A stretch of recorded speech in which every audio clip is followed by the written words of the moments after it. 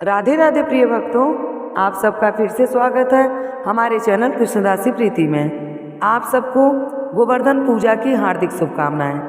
कार्तिक मास के शुभ दीपोत्सव के अगले दिन ही आता है गोवर्धन पूजा का पावन पर्व। वह दिन जब स्वयं श्री कृष्ण ने देवराज इंद्र के अहंकार को तोड़कर गोवर्धन पर्वत की पूजा का महत्व बतलाया था। ऐसा कहा था कि जो भक्त आज के दिन श्रद्धा भक्ति से गोवर्धन जी की पूजा और परिक्रमा करता है, उसके 7 जन्मों के पाप नष्ट हो जाते हैं और उसे स्वयं श्री कृष्ण के धाम वैकुंठ लोक की प्राप्ति होती है।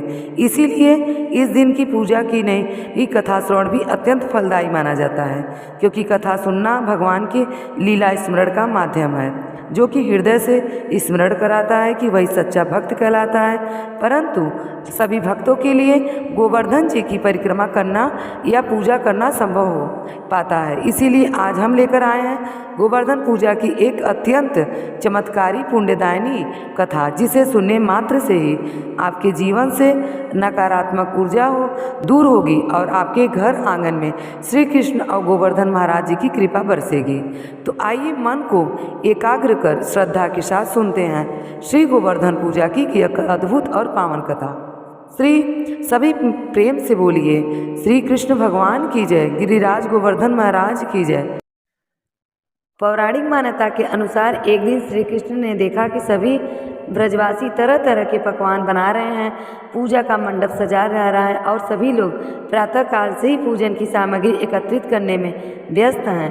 तब श्री कृष्ण ने यशोदा जी से पूछा, मैया ये आज सभी लोग किसकी पूजन की तैयारी कर रहे हैं? इस पर मैया यशोदा ने कहा कि पुत्र, सभी ब्रजवासी इंद्रदेव के पूजन की तैयारी कर रहे हैं। तब कान्हा ने कहा कि सभी लोग इंद्रदेव की पूजा क्यों कर रहे हैं? इस पर माता यशोदा उन्हें बताते हुए कहती हैं, इंद्रदेव की वर्षा करते हैं और जिससे अन्न की पैदावार अच्छी होती है और हमारे गांव को चारा प्राप्त होता है। तब कान्हा ने कहा कि वर्षा करना तो इंद्रदेव का कर्तव्य है, यदि पूजा करनी है तो हमें गोवर्धन पर्वत की करनी चाहिए, क्योंकि हमारी गायें तो वहीं चरती हैं और हमें फल फूल सब्जियां आदि भी गोवर्धन से प्राप्त होता है। इसके बाद सभी ब्रजवासी इंद्र की बजाय गोवर्धन पर्वत की पूजा करने लगे। इसको इंद्रदेव ने अपना अपमान समझा और क्रोध में आकर फल प्रदल मूसलधार बारिश शुरू कर दी, जिससे चारों ओर त्राही त्राही होने लगी। सभी अपने परिवार और पशुओं को बचाने के लिए इधर उधर भागने लगे। तब ब्रजवासी सब कहने लगे कि ये सब कृष्ण की बात मानने का कारण हुआ, अब हमें इंद्रदेव का कोप सहना पड़ेगा। इसके बाद भगवान श्री कृष्ण ने इंद्रदेव को अहंकार दूर करने और सब ब्रजवासियों की रक्षा करने के लिए गोवर्धन पर्वत को अपनी उंगली पे ये विराजे। तभी से ब्रजवासियों ने गोवर्धन पर्वत के नीचे शरण ली। इसके बाद इंद्रदेव को अपनी भूल का एहसास हुआ और उन्होंने श्री कृष्ण से क्षमा याचना की। इसके बाद गोवर्धन पर्वत की पूजन की परंपरा प्रारंभ हुई। अब आइए सुनते हैं श्री गोवर्धन जी की कथा एक और अनोखी। आइए आज सब सुनेंगे अन्नकूट गोवर्धन पूजा की कथा। कार्तिक मास के शुक्ल पक्ष की प्रतिपदा तिथि के दिन गोवर्धन पूजा किया जाता है। इस दिन विशेष प्रकार से गोवर्धन की आकृति बनाकर इनका पूजन किया जाता है। साथ ही भगवान श्री कृष्ण का माता लक्ष्मी जी का पूजन किया जाता है, गौ माता का पूजन किया जाता है और अनेक प्रकार के व्यंजनों से अन्नकूट का भोग लगाया जाता है।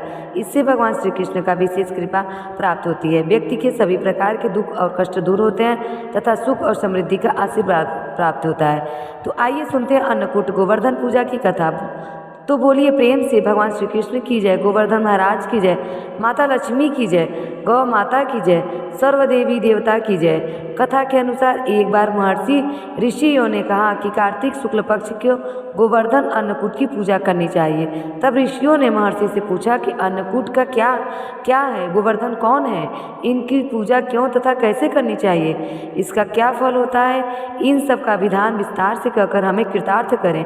महर्षि बोले, एक समय की बात है, भगवान श्री कृष्ण अपने सखा और गोप ग्वाल के साथ गौएं चराते हुए गोवर्धन पर्वत की तराई में पहुँचे। वहाँ पहुँचकर उन्होंने देखा कि हजारों गोपियाँ 56 प्रकार के भोजन रखकर बड़े उत्साह से नाच गा उत्सव मना रहे थे। पूरे ब्रज में तरह तरह के मिष्ठान तथा पकवान बनाए जा रहे थे। श्री कृष्ण ने इस उत्सव का प्रयोजन पूछा तो गोपियों बोली कि आज तो घर घर में यह उत्सव हो रहा है, क्योंकि आज वृत्तासुर को मारने वाले मेघ देवता देवराज इंद्र का पूजा होगा। यदि वे प्रसन्न हो जाए तो ब्रज में वर्षा होती है, अन्न पैदा होती है, ब्रजवासियों का भरण पोषण होता है, गायों का चारा मिलता है तथा जीवों को पार्जन की समस्या को हल हो जाती है।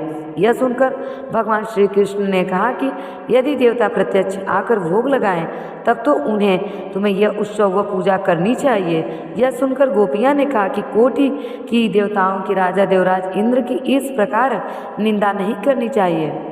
यह तो इंद्रोज नामक यज्ञ है, इसी के प्रभाव से अतिवृष्टि तथा अनावृष्टि होती है। श्री कृष्ण बोले, इंद्र में क्या शक्ति है जो पानी बरसाकर हमारी सहायता करेगा? इसमें अधिक शक्तिशाली तो हमारा यह गोवर्धन पर्वत है, इसी के कारण वर्षा होती है। अतः हमें इंद्र से भी बलवान गोवर्धन की पूजा करनी चाहिए। इस प्रकार भगवान श्री कृष्ण के बाग जाल में फंसकर ब्रज में इंद्र के स्थान पर गोवर्धन की पूजा की तैयारी शुरू हो गई। सभी गोप ग्वाल अपने घरों से स्वमधुर मिष्ठान पकवान लाकर गोवर्धन की तलहटी में श्री कृष्ण द्वारा बताई गई विधि से गोवर्धन पूजा करने लगे। उधर श्री कृष्ण ने अपने आदि वैदिक रूप से पर्वत में प्रवेश करके ब्रजवासियों द्वारा लाए गए सभी पदार्थ को खा लिया, उन सबको आशीर्वाद दिया। सभी ब्रजवासी अपने यज्ञ को सफल बनाकर बड़े प्रसन्न हुए। तभी नारद मुनि इंद्रोज यज्ञ देखने की इच्छा से वहां आए। गोवर्धन की पूजा देखकर उन्होंने ब्रजवासियों से पूछा तो उन्होंने बताया कि श्री कृष्ण ने आदेश से इस वर्ष इंद्र महोत्सव के स्थान पर गोवर्धन पूजा की जा रही है। यह सुनते ही नारद मुनि उल्टे पांव इंद्रलोक पहुँचे तथा उदास तथा खिन्न होकर बोले कि हे राजन, तुम महल में सुख की नींद से सो रहे हो।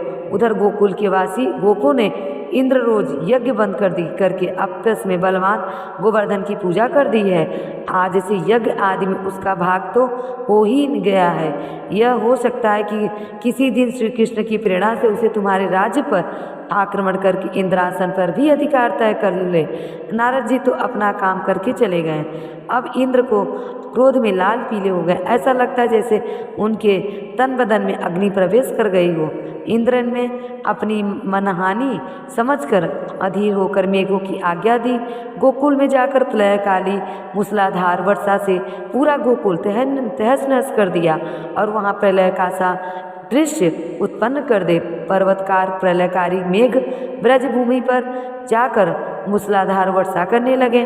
कुछ ही पलों में ऐसा दृश्य उत्पन्न हुआ कि सभी ग्वाल बाल भयभीत हो उठे। भयानक वर्षा देखकर ब्रजमंडल घबरा गया।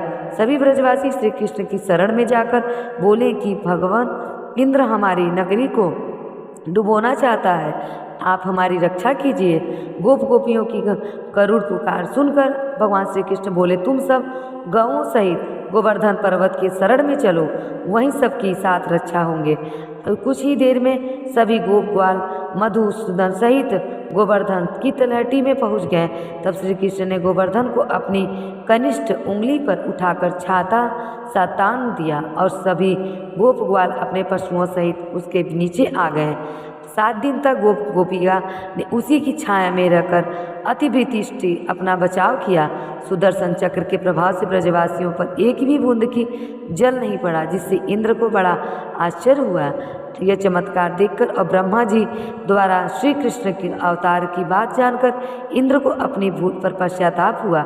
वह स्वयं ब्रज को गए और भगवान श्री कृष्ण के चरण में गिरकर अपनी मूर्खता पर क्षमा याचना करने लगे। 7वें दिन श्री कृष्ण ने गोवर्धन को नीचे रखा और ब्रजवासियों से कहा कि अब तुम प्रतिवर्ष गोवर्धन पूजा कर अन्नकूट का पर्व मनाया करो। तभी से यह उत्सव पर्व जो कि अन्नकूट के नाम से मनाया जाने लगा। तो बोलिए प्रेम से भगवान श्री कृष्ण की जय, गोवर्धन महाराज की जय, गौ माता की जय, माँ लक्ष्मी की जय, सर्व देवी देवता की जय। तो आशा करती हूँ कि यह कथा आपको अच्छी लगी हो।